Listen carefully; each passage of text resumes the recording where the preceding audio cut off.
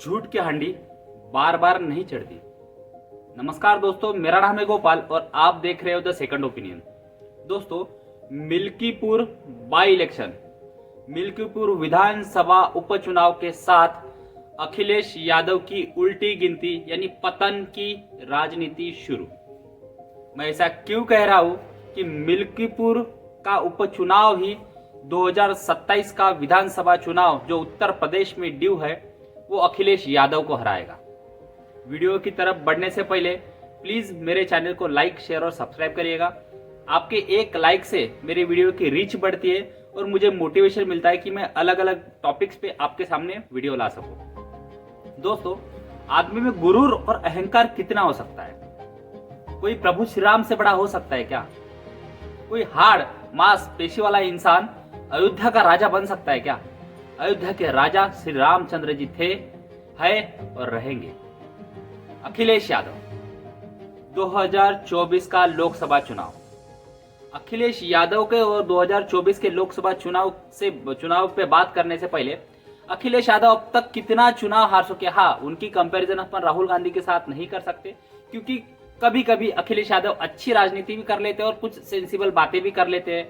विधानसभा में हो, पार्लियामेंट में बैठे हो तो स्पीकर के साथ कैसे बिहेव करना है, नेता सदन से कैसे बिहेव करना है, तो अखिलेश यादव इतनी चीजें तो समझते हैं। राहुल गांधी थोड़ा उनसे ऊपर है, वो उनके साथ किसी से कंपेयर नहीं कर सकते। तो 2014 में लोकसभा चुनाव हुआ, वो अखिलेश यादव हारे। 2012 में मुलायम सिंह यादव ने खुद के नाम पे चुनाव लड़के अखिलेश यादव के मुख्यमंत्री बनाया। अखिलेश यादव 2014 का चुनाव हारे, फिर 2017 का विधानसभा चुनाव हारे, फिर 2019 का लोकसभा चुनाव हारे, फिर 2022 का विधानसभा चुनाव हारे और 2024 में फाइनली अखिलेश यादव ने उतनी सीटें ली जो कभी मुलायम सिंह यादव भी नहीं ले पाए। 37 सीट्स दोस्तों, 62 सीट्स पे अखिलेश यादव चुनाव लड़े थे, उसमें से 37 सीटें अखिलेश यादव जीते और 6 सीटें कांग्रेस जीती। तो कुल मिला के 43 सीट्स इंडिया गठबंधन के मतलब अखिलेश यादव और कांग्रेस के खाते में गई। लेकिन दोस्तों, सीट एक डिस्कशन शुरू हुआ एक सीट के साथ, अवधेश प्रसाद।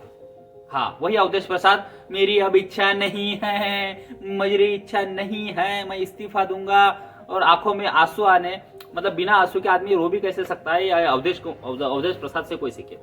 तो अवधेश प्रसाद को जिस तरह से प्रमोट अखिलेश यादव ने किया, ठीक है, अवधेश प्रसाद एक पिछड़े समुदाय से आते हैं, उनकी रिजर्व सीट से आते हैं, लेकिन वैसे तो सांसद बीजेपी 20, 30, 40 सांसद है, 40-50 विधानसभा एमएलए भी है।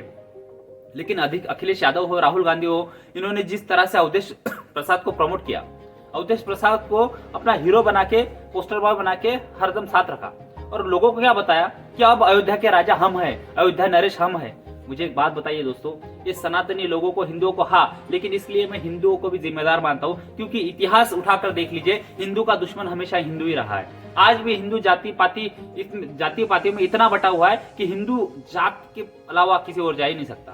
वो कहते हैं ना, रामचंद्र गुहा ही कहते हैं कि Indian people don't cast their vote, they vote their caste, कि इंडियन पीपल उनका वोट देते नहीं है, वो अपने जात को वोट देते हैं। जात ऐसी चीज है जो कभी जाती नहीं। हमारे मराठी में कहावत है की माणूस जातीसाठी माती पण खातो। होय मित्रांनो, तो आपको ये चीज समझनी पड़ेगी कि अवधेश प्रसाद को जिस तरह से इम्पोस्टर किया गया, वहां के हिंदुओं की भावना कितनी हर्ट हुई होगी। लेकिन हिंदुओं को क्या भावना भी होती है?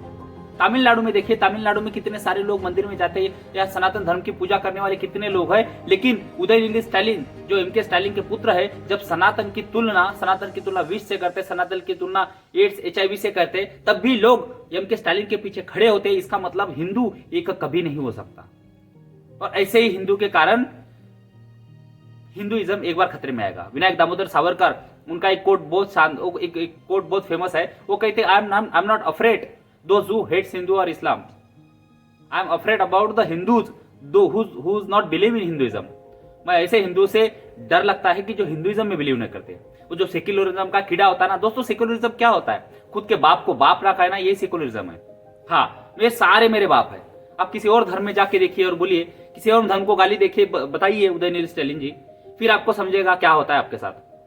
ये हिंदू धर्म इतना टॉलरेंट है, ये हिंदू धर्म ही है जो आपको गाली देना भी अलाउ करता है, क्योंकि ये हिंदू धर्म बटा हुआ है, अलग अलग जातियों में, अलग अलग संप्रदाय में, अलग अलग वर्णों में, अलग अलग चीजों में ये हिंदू धर्म बटा हुआ है। ऊंच नीच का भेद इतना ज्यादा है कि धर्म की बात छोड़ के हम अपनी एक एक पौवा और एक एक चीज के लिए हम खुद को बेचने के लिए, हमारा वोट बेचने के लिए हम तैयार हैं।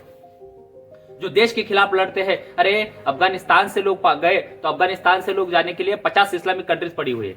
आपको अगर देश से निकालना हो ना, और आपके साथ अगर कुछ जाए तो एक देश भी आपको ले नहीं सकता। हिंदू कहाँ जाएंगे? अफगानिस्तान में जाओगे, पाकिस्तान में जाओगे, बांग्लादेश में जाओगे, म्यांमार में जाओगे, श्रीलंका में जाओगे, कहाँ जाओगे?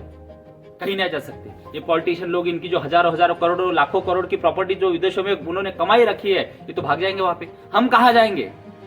500 साल तक राम मंदिर के लिए स्ट्रगल करना पड़ा, तब राम मंदिर इंडिया में बना। और ये जो सेकुलर नाम के कीड़े जिन्हें काटे हुए हैं, जिनके अंदर ये सेकुलर नाम का जहर फैला हुआ है, ये भाईचारे में भाई कौन है, चारा कौन है, आप डिसाइड करो। वो कहते हैं कि उस जगह पे मंदिर बननी चाहिए थी, लाइब्रेरी बननी चाहिए। अरे मंदिर, उस जगह पे अस्पताल बनना चाहिए था, लाइब्रेरी बननी चाहिए थी। अरे लाइब्रेरी और मंदिर, अस्पताल बनने के लिए बहुत सारी जगह पड़ी हुई है। जहां पे मंदिर था वही मंदिर बनेगा, और वो मंदिर बना दिया गया। लेकिन अयोध्या के लोगों ने क्या किया?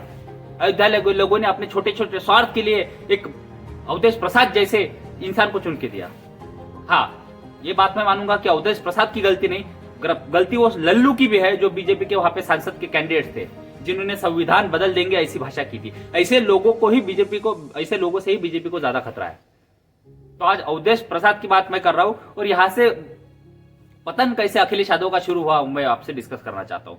देखिए दोस्तों, अखिलेश यादव, ये एमवाय समीकरण जो अखिलेश यादव के साथ है ना, ये जो लोग बाहर रास्ते पे निकलते हैं तो बाकी जो आम जनता है वो घबरा जाती है कि भाई अगर ये सत्ता में फिर से आ गए तो फिर क्या होगा? क्या रास्ते पे हमारी लड़की सेफली घूम पाएगी? क्या वो 6 बजे बाद वाला जंगल राज जो बिहार में है, जो यूपी में था कि किसी भी लड़की को उठा के ले गए, वो जंगल राज वापस तो नहीं आ जाएगा? नौकरी में फिर से जो हरियाणा में कहावत फेमस है, खर्ची पर्ची, कि पैसा देके फिर से नौकरियों पे लगा जाएंगे, एक ही कास्ट के लोग लग जाएंगे, तुष्टीकरण की राजनीति चरम सीमा पे होगी। क्या इस तरह से, और अखिलेश यादव की अगर सरकार आती है तो क्या राम मंदिर भी अखिलेश यादव की सरकार में सेफ होगा? ये जो पिछले 10 साल से चुप बैठे हैं, ये किसकी वजह से चुप बैठे हैं? योगी आदित्यनाथ की वजह से चुप बैठे हैं, ये बीजेपी की वजह से चुप बैठे हैं। जिस दिन को मौका मिलेगा, ये 10 साल का जो इन्होंने ये शांत बैठे हैं ना, एक दिन निकाल देंगे आपके ऊपर, और आपकी सहायता करने कोई नहीं आएगा। अखिलेश यादव तुष्टीकरण की राजनीति में इस तरह से डूबे हुए हैं कि उन्हें तुष्टीकरण के मतों के सिवा कोई मत दिखता नहीं। अब यूपी के यादव हमारे भाई, उनसे एक दरख्वास्त है कि आप अगर सोचते हो कि ये आपके है तो ये आपके कभी नहीं हो सकते। मुस्लिम्स आपके कभी नहीं हो सकते।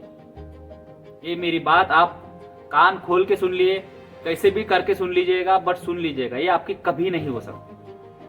बट दोस्तों, कहते हैं ना कि बड़ी बाजी जीतने के लिए छोटी छोटी बाजी हारना पड़ता है। वो क्या होता है? देखिए, बीजेपी 2014 में पूर्ण बहुमत के साथ आई, 282 सीट, 2019 में 303 सीट लाई, और यूपी में पहले 72 सीटें आई, उसके बाद 62 सीट्स लाई। लेकिन अब यूपी में 37 सीट्स बीजेपी की हार गई। बीजेपी की सिर्फ अराउंड 33 सीट्स चुन के आई। अब इससे क्या हुआ? अब जो अखिलेश यादव और कांग्रेस के सांसद चुन के आए हैं, अगली बार वो सारे गिरेंगे दोस्तों। उसमें से 90% सांसद गिरने वाले हैं। अखिलेश यादव का हाईएस्ट रिकॉर्ड था 5 सीट चुन के लाने का, वो 5 ही सीट अगले बार अखिलेश यादव के आएंगे। अब क्यों बताता हूँ? क्योंकि ये जो सांसद है, एक काम करने के लिए तो जाने नहीं जाते। अब वहां पे ना बीजेपी, ना वहां पे अखिलेश यादव की सरकार स्टेट में है, ना केंद्र में है, तो फंड कहां से लाएंगे? फिर लोगों का जो गुस्सा होगा अगली बार, वो किसके ऊपर निकलेगा? इस बार तो आपने कॉन्स्टिट्यूशन बदल देंगे, आरक्षण खत्म हो जाएगा, हर घर में 8,000 रुपए महीना देंगे, 1 लाख रुपए साल के देंगे। ये सारी अफवाहें आपने सारा दुर्प्रचार कर दिया। वो अमेरिका के जॉर्ज सोरोस नाम का एक कुत्ता जो गले में पट्टा बांध के या फिर हजारों करोड़ लेके बैठा हुआ था, या फिर जो जर्मन शेफर्ड जर्मनी से वीडियो बनाता था इंडिया में आके, उनके बहकावे पे तो आपने वोट दे दिए। आपने लोगों को 4-4 बार वीडियो दिखा दिए कि आपका आरक्षण खत्म हो जाएगा, ये हो जाएगा, 1 लाख देंगे। अब लोगों को ना 1 लाख मिला, लोगों को ये भी पता चला गया कि आरक्षण ना खत्म हुआ, ना संविधान बदला गया, ना कुछ हुआ। इवन मोदी जी लाडली बहन योजना जैसा उत्तर प्रदेश, महाराष्ट्र में हुई है, लॉन्च हुई है, हरियाणा में लॉन्च हुई है, मध्य प्रदेश में लॉन्च हुई है, दिल्ली में लॉन्च हुई है, वैसे अगर योगी जी अगले साल भी लाडली बहन योजना लॉन्च करते हैं तो अखिलेश यादव जी आपका क्या होगा? तो आपके जो 37 सांसद चुन के है, यही आपके लिए सिरदर्द खड़े होंगे, यही आपके लिए सिरदर्द बनेंगे। और आज लिख के लीजिए दोस्तों, बीजेपी की 252 सीट्स आई थी 2022 के विधानसभा चुनाव में, बीजेपी की 252 सीट्स आई थी। लेकिन इस बार 250 के ऊपर, मतलब 300 के लगभग बीजेपी की विधानसभा में सीट्स नहीं चुन के आएगी। इस बार तो ओम प्रकाश राजभर, जो पूर्वांचल में जिनकी पावर है और राजभर समुदाय में उनकी अच्छी खासी पकड़ मानी जाती है, वो भी बीजेपी के साथ है। उसके बाद जो जयंत चौधरी है, जो वेस्टर्न उत्तर प्रदेश से आते हैं, उनका भी जाट समुदाय में अच्छी खासी उनकी पकड़ है, वो भी बीजेपी के साथ है। तो ऐसे बहुत सारे लोग हैं जो बीजेपी के साथ वापस आ चुके हैं और बीजेपी इस बार फुल फोर्स में लड़ेगी। और अखिलेश यादव जी, ये मिल्कीपुर का चुनाव ही आपके राजनीतिक पतन का मौका साबित होगा। वो बोलते हैं ना, last nail in the coffin. तो याद रखना। और इस बार अगर आप चुनाव हार गए अखिलेश यादव जी, तो मुस्लिम समुदाय अगली बार आपका पर्याय ढूंढना शुरू करेगा, क्योंकि उत्तर प्रदेश में कहावत है, वो आपके सगे नहीं है। उत्तर प्रदेश में कहावत है, पहले अपना भाई, फिर जो भाजपा हराई और फिर सफाई। आप क्या सोचते हो प्लीज कमेंट बॉक्स में बताएं, और प्लीज मेरे चैनल को लाइक, शेयर और सब्सक्राइब करिएगा। धन्यवाद।